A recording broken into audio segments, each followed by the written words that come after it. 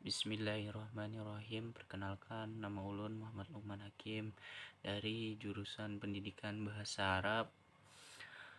Tugas UTS Resum Psikologi Umum. Psikologi adalah ilmu yang mempelajari tentang tingkah laku atau ilmu yang memahami kejiwaan seseorang yang dapat dilihat secara langsung. Ruang lingkup psikologi sendiri terbagi menjadi dua, yaitu psikologi umum dan psikologi khusus. Psikologi umum adalah psikologi yang mengurangi dan menyelidiki aktivitas-aktivitas psikis pada umumnya dan dari manusia dewasa dan normal yang disebut dengan psikologi umum.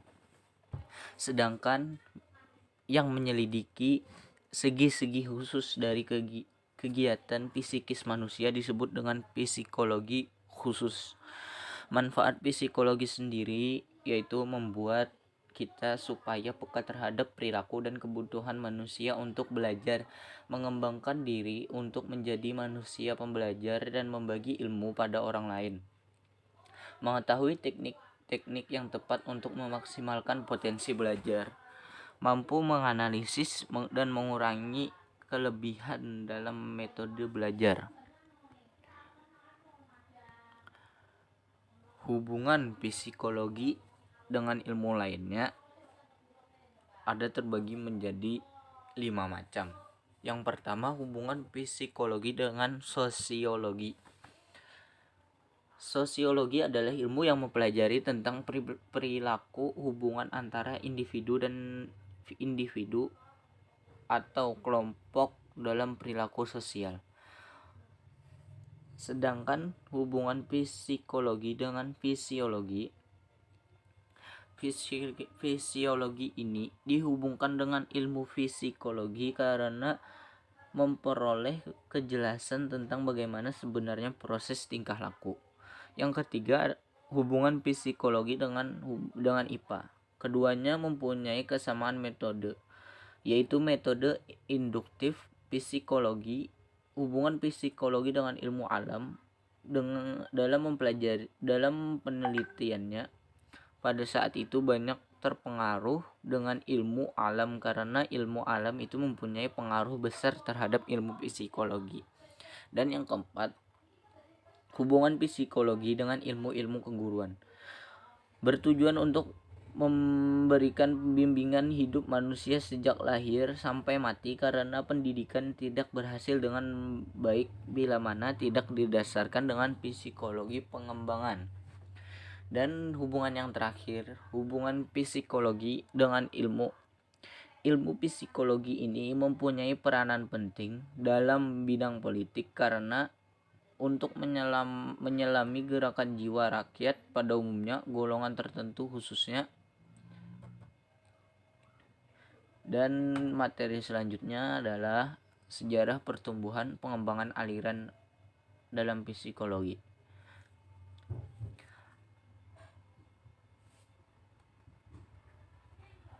Materi selanjutnya adalah sejarah pertumbuhan dan perkembangan aliran dalam psikologi.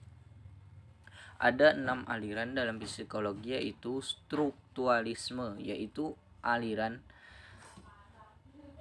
yang bekerja dan menyelidiki kesadaran dan dia mengembangkan hukum-hukum kebiasaan. Yang kedua adalah aliran fungsionalisme, yaitu aliran yang menekankan pada proses kejiwaan yang sedang dihadapi dan menghargai manfaat. Yang ketiga, aliran behaviorisme, yaitu aliran yang menguatkan diri, mempelajari perilaku tentang nyata. Psikoanalisis, yaitu pandangan yang mengaitkan kemajuan tentang bidang kedokteran. Aliran selanjutnya itu aliran humanistik, yaitu aliran ini muncul sebagai kritik dan aliran behaviorisme dan psikoanalisme. Dan aliran terakhir yaitu aliran Gestalt, yaitu aliran yang menganalisis unsur kejiwaan dan yang harus dipelajari. Materi selanjutnya adalah pengembangan manusia atau teori empiris, teori nativisme, dan konvergensi.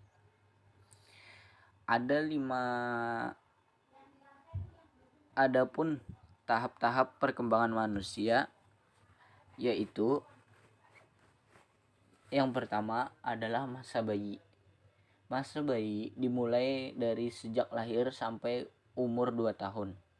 Masa selanjutnya itu masa kanak-kanak pada umur 2 tahun sampai 12 tahun.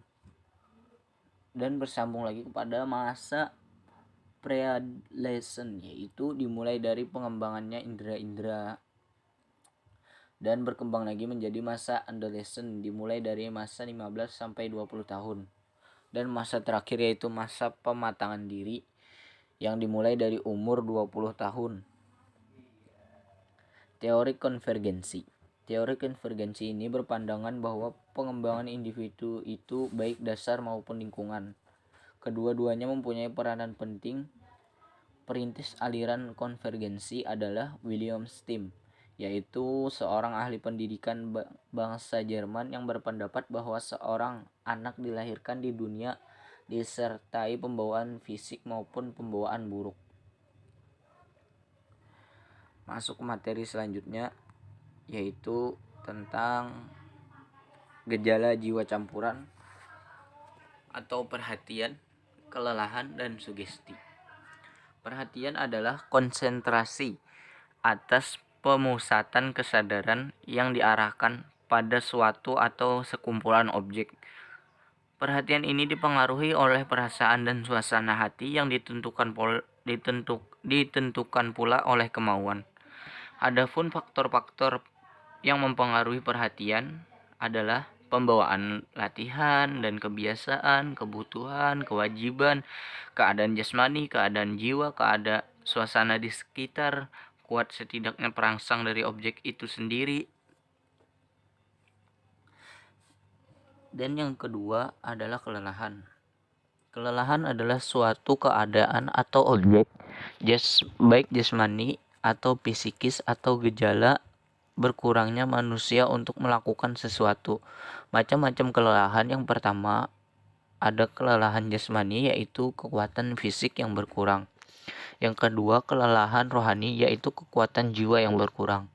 Teori kelelahan sendiri terbagi menjadi dua, yaitu yang pertama teori inteksiasi dan yang kedua teori biologis. Dan masalah terakhir yaitu tentang sugesti. Sugesti adalah suatu proses di mana seorang individu menerima pernyataan dari orang lain tanpa adanya kritik terlebih dahulu. Sugesti ini membuat seorang menjadi yakin terhadap aktivitas apa yang dilakukan agar tetap terdorong untuk melakukan hal tersebut tanpa rasa takut. Adapun cara-cara menyugesti yaitu dengan cara membujuk, memuji, dan menakuti. Sugesti dibedakan menjadi 3 macam, yaitu yang pertama sugesti kerumunan. Sugesti kerumunan adalah penerimaan yang bukan didasarkan pada penalaran, tetapi adanya keanggotaan dan kerumunan. Sugesti kedua yaitu sugesti prestise, yaitu suatu yang muncul sebagai akibat adanya prestise orang lain. Yang terakhir adalah sugesti negatif. Sugesti ini ditunjukkan untuk menghasilkan tekanan atau ancaman tertentu. Ya, ini sugesti yang kurang baik nih.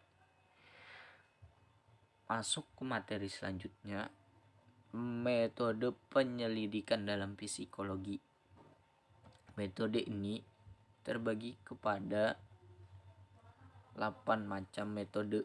Yang pertama, metode observasi, yaitu metode yang digunakan untuk melakukan pengamatan terhadap tingkah laku peserta didik atau objek lainnya.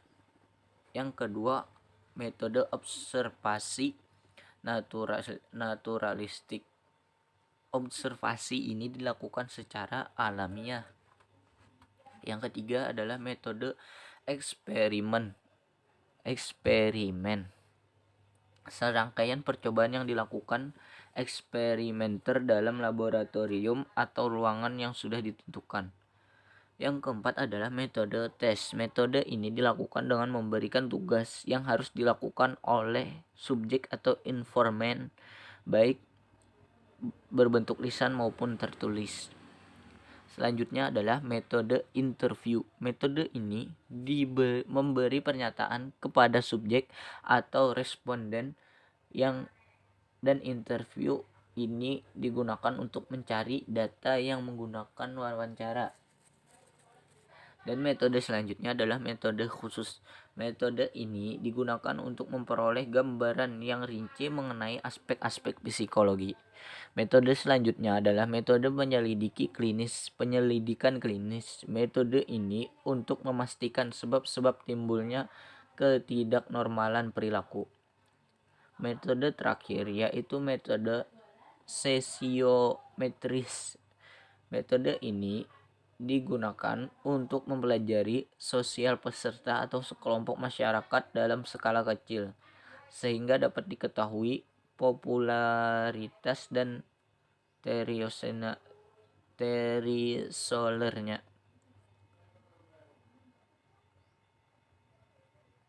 Dan yang terakhir, aliran-aliran psikologi.